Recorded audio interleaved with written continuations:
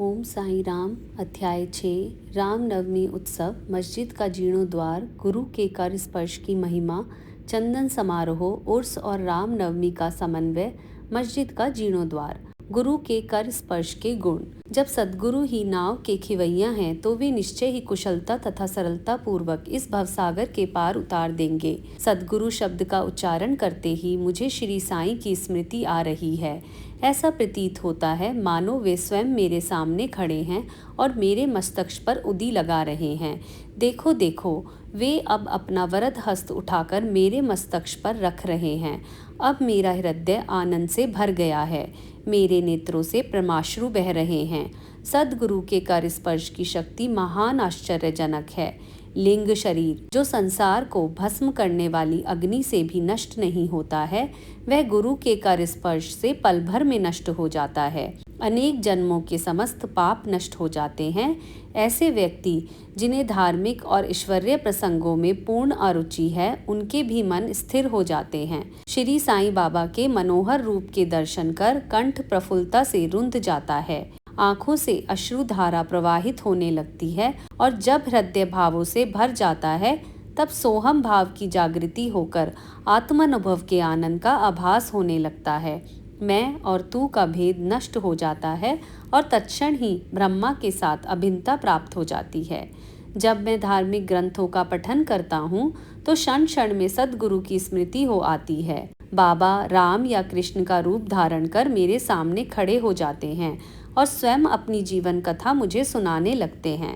अर्थात जब मैं भागवत का श्रवण करता हूँ तब बाबा श्री कृष्ण का स्वरूप धारण कर लेते हैं और तब मुझे ऐसा प्रतीत होने लगता है कि वे ही भागवत या भक्तों के कल्याणार्थ उद्धव गीता सुना रहे हैं। जब कभी भी मैं किसी से वार्तालाप किया करता हूँ तो मैं बाबा की कथाओं को ध्यान में लाता हूँ, जिससे उनका उपयुक्त अर्थ समझाने में सफल हो सकूं। तब एक शब्द या वाक्य की रचना भी नहीं कर पाता हूँ, परंतु जब वे स्वयं कृपा कर मुझसे लिखवाने लगते हैं तब फिर उसका कोई अंत नहीं होता। जब भक्तों में अहंकार की वृद्धि होने लगती है तो वे शक्ति प्रदान कर उसे अहंकार शून्य बनाकर अंतिम ध्येय की प्राप्ति करा देते हैं तथा उसे संतुष्ट कर अक्षय सुख का अधिकारी बना देते हैं। जो बाबा का नमन कर अनन्य भाव से उनकी शरण में जाता है, उसे फिर कोई साधना करने की आवश्यकता नहीं है। धर्म, अर्थ, काम और मोक्ष उसे सहज ही प्राप्त हो जाते हैं। ईश्वर के पास पहुंचने के 4 मार्ग हैं: कर्म, ज्ञान, योग और भक्ति। इन सब में भक्ति मार्ग अधिक कंटकाकीर्ण, गड्ढों और खाइयों से परिपूर्ण है। यदि सद्गुरु पर विश्वास कर गड्ढों और खाइयों से बचते हुए और पदानुक्रमण करते हुए सीधे अग्रसर होते जाओगे तो तुम अपने ध्येय अर्थात ईश्वर तक आसानी से पहुंच जाओगे। श्री साईं बाबा ने निश्चयात्मक स्वर में कहा है कि स्वयं ब्रह्मा और उनकी विश्व को उत्पत्ति, रक्षण और लय करने आदि की भिन्न भिन्न शक्तियों के प्रथकत्व में भी एकत्व है। इसे ही ग्रंथकारों ने दर्शाया है। भक्तों के कल्याणार्थ श्री साईं बाबा ने स्वयं जिन वचनों से आश्वासन दिया था उनको नीचे उद्धृत किया जाता है। मेरे भक्तों के घर अन्न तथा वस्त्रों का कभी अभाव नहीं होगा। यह मेरा वैशिष्ट्य है कि जो भक्त मेरी शरण आ जाते हैं और अंतःकरण से मेरे उपासक हैं, उनके कल्याणार्थ मैं सदैव चिंतित रहता हूँ। कृष्ण भगवान ने भी गीता में यही समझाया है। इसीलिए भोजन तथा वस्त्र के लिए अधिक चिंता ना करो। यदि कुछ मांगने की अभिलाषा है तो ईश्वर को ही मांगो। सांसारिक मान व उपाधियां त्याग कर ईश कृपा तथा अभयदान प्राप्त करो और उन्हीं के द्वारा सम्मानित हो। सांसारिक साधनों से कुपथगामी मत बनो। अपने इष्ट को दृढ़ता से पकड़े रहो। समस्त इंद्रियों और मन को ईश्वर चिंतन में प्रवृत्त रखो। किसी पदार्थ से आकर्षित ना हो। सदैव मेरे स्मरण में मन को लगाए रखो ताकि वह देह, संपत्ति व ऐश्वर्य की ओर प्रवृत्त ना हो। तब चित्त स्थिर, शांत व निर्भय हो जाएगा। इस प्रकार की मनः स्थिति प्राप्त होना इस बात का प्रतीक है कि वह सुसंगति में है। यदि चित्त की चंचलता नष्ट ना हुई तो उसे एकाग्र नहीं किया जा सकता। बाबा के उपयुक्त शब्दों को उद्धृत कर ग्रंथकार शिरडी के रामनवमी उत्सव का वर्णन करता है। शिरडी में मनाए जाने वाले उत्सवों में रामनवमी अधिक धूमधाम से मनाई जाती है अतएव इस उत्सव का पूर्ण विवरण, जैसा कि साईं लीला पत्रिका 1925 के पृष्ठ 197 पर प्रकाशित हुआ था, यहाँ संक्षेप में दिया जाता है। प्रारंभ। कोपर गांव में श्री गोपाल राव गुंड नाम के एक इंस्पेक्टर थे। वे बाबा के परम भक्त थे। उनकी 3 स्त्रियां थी, परंतु एक के भी संतान न थी। श्री साईं बाबा की कृपा से उन्हें एक पुत्र रतन की प्राप्ति हुई। इस हर्ष के उपलक्ष्य में सन 1897 में उन्हें विचार आया कि शिरडी में मेला अथवा उर्स भरवाना चाहिए। उन्होंने यह विचार शिरडी के अन्य भक्त तात्या पाटिल, दादा कोते पाटिल और माधवराव के समक्ष विचारणार्थ प्रकट किया। उन सभी को यह विचार अति रुचिकर प्रतीत हुआ तथा उन्हें बाबा की भी स्वीकृति और आश्वासन प्राप्त हो गया। उर्स भरवाने के लिए सरकारी आज्ञा आवश्यकता थी, इसीलिए एक प्रार्थना पत्र कलेक्टर के पास भेजा गया, परंतु ग्राम कुलकर्णी के आपत्ति उठाने के कारण स्वीकृति प्राप्त न हो सकी। परंतु बाबा का आश्वासन तो प्राप्त हो ही चुका था, अतः पुण्य प्रयत्न करने पर स्वीकृति प्राप्त हो गई। बाबा की अनुमति से रामनवमी के दिन उर्स भरना निश्चित हुआ। ऐसा प्रतीत होता है कि कुछ निष्कर्ष ध्यान में रखकर ही उन्होंने ऐसी आज्ञा दी, अर्थात उर्स व रामनवमी के उत्सवों का एकीकरण तथा हिंदू मुस्लिम एकता, जो भविष्य की घटनाओं से ही स्पष्ट है कि यह ध्येय पूर्ण सफल हुआ। प्रथम बाधा तो किसी प्रकार हल हुई। अब द्वितीय कठिनाई जल के अभाव की उपस्थित हुई। शिरडी तो एक छोटा सा ग्राम था और पूर्व काल से ही वहाँ जल का अभाव बना रहता था। गांव में केवल 2 कुएं थे, जिनमें से एक तो प्रायः सूख जाया करता था और दूसरे का पानी खारा था। बाबा ने उसमें फूल डालकर उसके खारे जल को मीठा बना दिया, लेकिन एक कुएं का जल कितने लोगों को पर्याप्त हो सकता था। इसीलिए तात्या पाटिल ने बाहर से जल मंगवाने का प्रबंध किया। लकड़ी व बांसों की कच्ची दुकानें बनाई गईं तथा कुश्तियों का भी आयोजन किया गया। गोपाल राव गुंड के एक मित्र दामू अन्ना कासार अहमदनगर में रहते थे। वे भी संतानहीन होने के कारण दुखी थे। श्री साईं बाबा की कृपा से उन्हें भी एक पुत्र रतन की प्राप्ति हुई थी। श्री गुंड ने उनसे एक ध्वज देने को कहा। एक ध्वज जागीरदार श्री नाना साहेब निमोड़कर ने भी दिया। ये दोनों ध्वज बड़े समारोह के साथ गांव में से निकाले गए और अंत में उन्हें मस्जिद, जिसे बाबा द्वारका माई के नाम से पुकारते थे, उसके कोनों पर फहरा दिया गया। यह कार्यक्रम अभी भी पूर्ववतः ही चल रहा है। चंदन समारोह। इस मेले में एक अन्य कार्यक्रम का भी श्री गणेश हुआ, जो चंदनोत्सव के नाम से प्रसिद्ध है। ये कोरहल के एक मुस्लिम भक्त श्री अमीर शक्कर दलाल के मस्तिष्क की सूझ थी। प्रायः इस प्रकार का उत्सव सिद्ध मुस्लिम संतों के सम्मान में ही किया जाता है।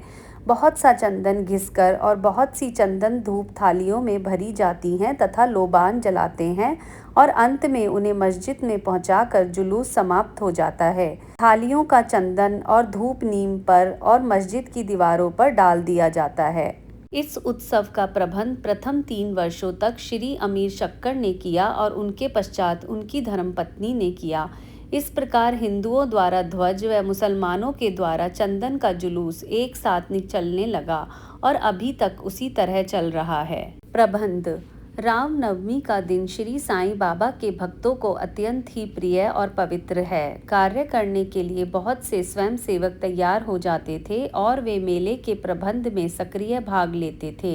बाहर के समस्त कार्यों का भार तात्या पाटिल और भीतर के कार्यों को श्री साईं बाबा की एक परम भक्त महिला राधा कृष्णमाई संभालती थी।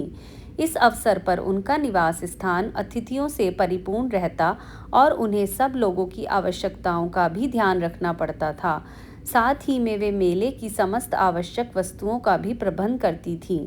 दूसरा कार्य जो वे स्वयं खुशी से किया करती, वह था मस्जिद की सफाई करना, चूना पोतना आदि। मस्जिद की फर्श तथा दीवारें निरंतर धूनी जलने के कारण काली पड़ गई थी। जब रात्रि का बाबा चावड़ी में विश्राम करने चले जाते, तब वे यह कार्य कर लिया करती थी। समस्त वस्तुएं धूनी सहित बाहर निकालनी पड़ती थी और सफाई व पुताई हो जाने के पश्चात पूर्वतः सजा दी जाती थी। बाबा का अत्यंत प्रिय कार्य गरीबों को भोजन कराना भी इस कार्यक्रम का एक अंग था। इस कार्य के लिए वृहद भोज का आयोजन किया जाता था और अनेक प्रकार की मिठाइयाँ बनाई जाती थीं। यह सब कार्य राधा कृष्ण माई के निवास स्थान पर ही होता था। बहुत से धनाढ्य व श्रीमंत भक्त इस कार्य में आर्थिक सहायता पहुंचाते थे। उसर का रामनवमी के त्योहार में समन्वय। सब कार्यक्रम इसी तरह उत्तम प्रकार से चलता रहा और मेले का महत्व शनय शनय बढ़ता ही गया। सन 1911 में एक परिवर्तन हुआ। एक भक्त कृष्णराव जोगेश्वर भीष्म अमरावती के दादा साहेब खापड़े के साथ मेले के एक दिन पूर्व शिरडी के दीक्षित वाड़े में ठहरे। जब वे दालान में लेटे हुए विश्राम कर रहे थे तब उन्हें एक कल्पना सूझी। इसी समय श्री लक्ष्मण राव उपनाम काका महाजनी पूजन सामग्री लेकर मस्जिद की ओर जा रहे थे। उन दोनों में विचार विनिमय होने लगा और उन्होंने सोचा कि शिरडी में उर्स व मेला ठीक रामनवमी के दिन ही पड़ता है। इसमें अवश्य ही कोई गूढ़ रहस्य निहित है। रामनवमी का दिन हिंदुओं को बहुत ही प्रिय है। कितना अच्छा हो यदि रामनवमी उत्सव का भी श्री गणेश कर दिया जाए। काका महाजनी को यह विचार रुचिकर प्रतीत हुआ। अब मुख्य कठिनाई हरिदास के मिलने की थी, जो इस शुभ अवसर पर कीर्तन व ईश्वर गुणानुवाद कर सके। परंतु भीष्म ने इस समस्या को हल कर दिया। उन्होंने कहा कि मेरा स्वरचित राम आख्यान, जिसमें राम जन्म का वर्णन है, तैयार हो चुका है। मैं उसका ही कीर्तन करूंगा और तुम हारमोनियम पर साथ करना तथा राधा कृष्ण माई सुंठ वड़ा यानी सौंठ और शक्कर मिश्रित चूर्ण तैयार कर देंगी। तब वे दोनों शीघ्र ही बाबा की स्वीकृति प्राप्त करने हेतु मस्जिद को गए। बाबा तो अंतर्यामी थे, उन्हें तो सब ज्ञान था कि वाड़े में क्या क्या हो रहा है। बाबा ने महाजनी से प्रश्न किया कि वहाँ क्या चल रहा था। इस आकस्मिक प्रश्न से महाजनी घबरा गए और बाबा के शब्दों का अभिप्राय ना समझ सकने के कारण वे स्तब्ध होकर खड़े रह गए। तब बाबा ने भीष्म से पूछा कि क्या बात है। भीष्म ने रामनवमी उत्सव मनाने का विचार बाबा के समक्ष प्रस्तुत किया तथा स्वीकृति देने की प्रार्थना की। बाबा ने भी सहर्ष अनुमति दे दी। सभी भक्त हर्षित हुए और राम जन्मोत्सव मनाने की तैयारियां करने लगे। दूसरे दिन रंग बिरंगी झंडियों से मस्जिद सजा दी गई। श्रीमती राधा कृष्ण माई ने एक झूला लाकर बाबा के आसन के समक्ष रख दिया और फिर उत्सव प्रारंभ हो गया। भीष्म कीर्तन करने को खड़े हो गए और महाजनी हारमोनियम पर उनका साथ करने लगे। तभी बाबा ने महाजनी को बुलावा भेजा। यहाँ महाजनी शंकित थे कि बाबा उत्सव मनाने को आज्ञा देंगे भी या नहीं। परंतु जब वे बाबा के समीप पहुँचे तो बाबा ने उनसे प्रश्न किया, यह सब क्या है, यह झूला क्यों रखा गया है। महाजनी ने बतलाया कि रामनवमी का कार्यक्रम प्रारंभ हो गया है और इसी कारण यह पालना यहाँ रखा गया है। बाबा ने निम्बर पर से 2 हार उठाए। उनमें से एक हार तो उन्होंने काका जी के गले में डाल दिया तथा दूसरा भीष्म के लिए भेज दिया। अब कीर्तन प्रारंभ हो गया था। कीर्तन समाप्त हुआ तब श्री राजा राम की उच्च स्वर से जय जयकार हुई। कीर्तन के स्थान पर गुलाल की वर्षा की गई। जब हर कोई प्रसन्नता से झूम रहा था तब अचानक ही एक गरजती हुई ध्वनि उनके कानों पर पड़ी। वस्तुतः जिस समय गुलाल की वर्षा हो रही थी तो उसके कुछ कण अनायास ही बाबा की आंख में चले गए।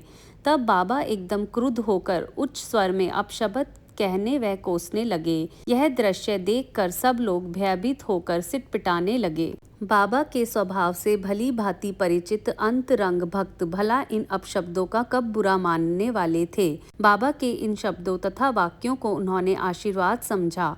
उन्होंने सोचा कि आज राम का जन्मदिन है, अतः रावण का नाश, अहंकार एवं दुष्ट प्रवृत्ति रूपी राक्षसों के संहार के लिए बाबा को क्रोध उत्पन्न करना सर्वथा उचित ही है। इसके साथ साथ उन्हें यह विदित था कि जब कभी भी शिरडी में कोई नवीन कार्यक्रम रचा जाता था तब बाबा इसी प्रकार कुपित हो ही जाया करते थे। इसीलिए वे सब स्तब्ध ही रहे। इधर राधा कृष्ण माई भी भयभीत थी कि कहीं बाबा झूला न तोड़ फोड़ डालें।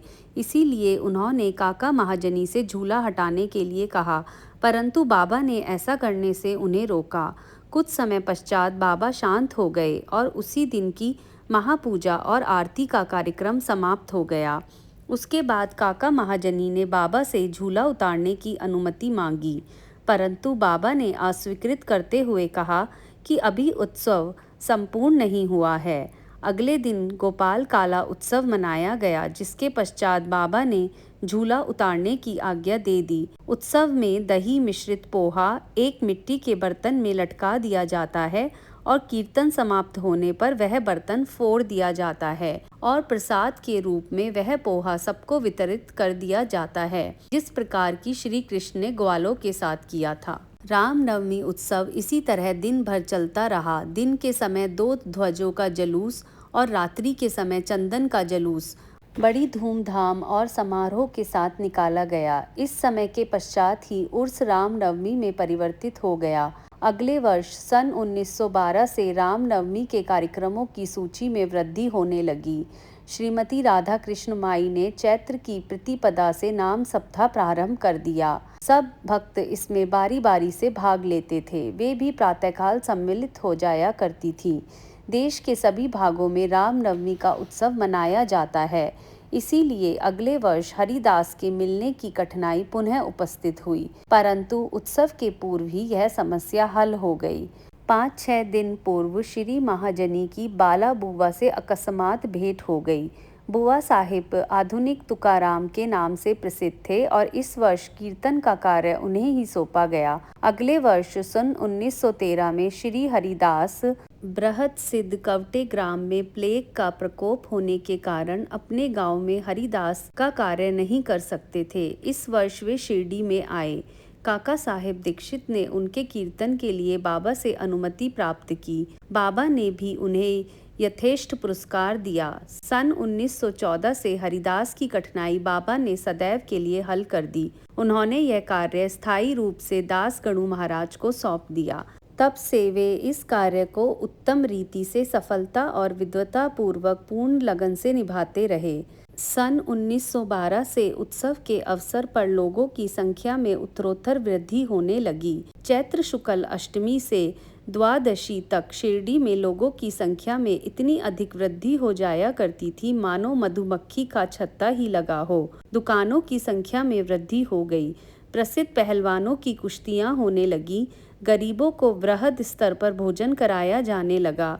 राधा कृष्ण माई के घोर परिश्रम के फलस्वरूप शिरडी को संस्थान का रूप मिला। संपत्ति भी दिन प्रतिदिन बढ़ने लगी। एक सुंदर घोड़ा, पालकी, रथ और चांदी की अन्य वस्तुएं, बर्तन, पात्र, शीशे इत्यादि भक्तों ने उपहार में भेंट किए। उत्सव के अवसर पर हाथी भी बुलाया जाता था। यद्यपि संपत्ति बहुत बड़ी, परंतु बाबा उन सबसे सदा निरपेक्ष ही रहते थे। वे सदैव उसे उपेक्षा की दृष्टि से देखते और सदैव की भांति ही साधारण वेशभूषा धारण करते थे। यह ध्यान देने योग्य है कि जुलूस तथा उत्सव में हिंदू और मुसलमान दोनों ही साथ साथ कार्य करते थे, परंतु आज तक ना उनमें कोई विवाद हुआ और ना कोई मतभेद ही। पहल तो लोगों की संख्या 5 से 7 हजार के लगभग ही होती थी, परंतु किसी वर्ष तो यह संख्या 75 हजार तक पहुंच जाती थी। फिर भी ना कभी कोई बीमारी फैली और ना ही कोई दंगा हुआ। मस्जिद का जीर्णोद्धार। जिस प्रकार उर्स या मेला लगाने का विचार प्रथमतः श्री गोपाल गुंड को आया था, उसी प्रकार मस्जिद के जीर्णोद्धार का विचार भी प्रथमतः उन्हें ही आया। उन्होंने इस कार्य के निमित्त पत्थर एकत्रित कर उन्हें वर्गाकार करवाया, परंतु इस कार्य का श्रेय उन्हें प्राप्त नहीं होना था। वह सुयश तो नाना साहेब चंदोरकर के लिए ही सुरक्षित था और फर्श का कार्य काका साहेब दीक्षित के लिए। प्रारंभ में बाबा ने इन कार्यों के लिए स्वीकृति नहीं दी थी, परंतु स्थानीय भक्त महाल सापति के आग्रह करने से बाबा की स्वीकृति प्राप्त हो गई और एक रात में ही मस्जिद का पूरा फर्श बन गया। अभी तक बाबा एक टाट के टुकड़े पर ही बैठते थे। अब उस टाट के टुकड़े को वहां से हटाकर उसके स्थान पर एक छोटी सी गद्दी बिछा दी गई। सन 1911 में सभा मंडप भी घोर परिश्रम के उपरांत ठीक हो गया। मस्जिद का आंगन बहुत छोटा तथा असुविधाजनक था। काका साहेब दीक्षित आंगन को बढ़ाकर उसके ऊपर छप्पर बनवाना चाहते थे। यथेष्ट द्रव्य राशि व्यय कर उन्होंने लोहे के खंभे, बल्लियां व कैंचियां मोल ली और कार्य भी प्रारंभ हो गया। दिन रात परिश्रम कर भक्तों ने लोहे के खंभे जमीन में गाड़े। जब दूसरे दिन बाबा चावड़ी से लौटे, उन्होंने उन खंभों को उखाड़ कर फेंक दिया और अति क्रोधित हो गए। वे एक हाथ से खंबा पकड़कर उसे उखाड़ने लगे और दूसरे हाथ से उन्होंने तात्या का साफा उतार लिया और उसमें आग लगाकर गड्ढे में फेंक दिया। बाबा के नेत्र जलते हुए अंगारे के सदृश लाल हो गए। किसी को भी उनकी ओर आंख उठाकर देखने का साहस नहीं होता था। सभी बुरी तरह भयभीत होकर विचलित होने लगे कि अब क्या होगा। भागो जी सिंधे, कुछ साहस कर आगे बढ़े, पर बाबा ने उन्हें धक्का देकर पीछे ढकेल दिया। माधवराव की भी वही गति हुई। बाबा उनके ऊपर भी ईंट के ढेले फेंकने लगे। जो भी उन्हें शांत करने गया उसकी वही दशा हुई। कुछ समय के पश्चात क्रोध शांत होने पर बाबा ने एक दुकानदार को बुलाया और एक जरीदार साफा खरीद कर अपने हाथों से उसे तात्या के सर पर बांधने लगे, जैसे उन्हें विशेष सम्मान दिया गया हो। यह विचित्र व्यवहार देखकर भक्तों को आश्चर्य हुआ। वे समझ नहीं पा रहे थे कि किस अज्ञात कारण से बाबा इतने क्रोधित हुए। उन्होंने तात्या को क्यों पीटा और तत्क्षण ही उनका क्रोध क्यों शांत हो गया। बाबा कभी कभी अति गंभीर तथा शांत मुद्रा में रहते थे और बड़े प्रेम पूर्वक वार्तालाप किया करते थे, परंतु अनायास ही बिना किसी गोचर कारण के वे क्रोधित हो जाया करते थे। ऐसी घटनाएं देखने में आ चुकी हैं, परंतु मैं इसका निर्णय नहीं कर सकता कि उनमें से कौन सी लिखूं और कौन सी छोड़ूं। अतः जिस क्रम में वे याद आती जाएंगी उसी प्रकार उनका वर्णन किया जाएगा। अगले अध्याय में बाबा यवन हैं या हिंदू, इसका विवेचन किया जाएगा तथा योग, साधन, शक्ति और विषयों पर भी विचार किया जाएगा। श्री सद्गुरु साई नाथा पर्णमस्तु। शुभम भवतु। ओम साई राम।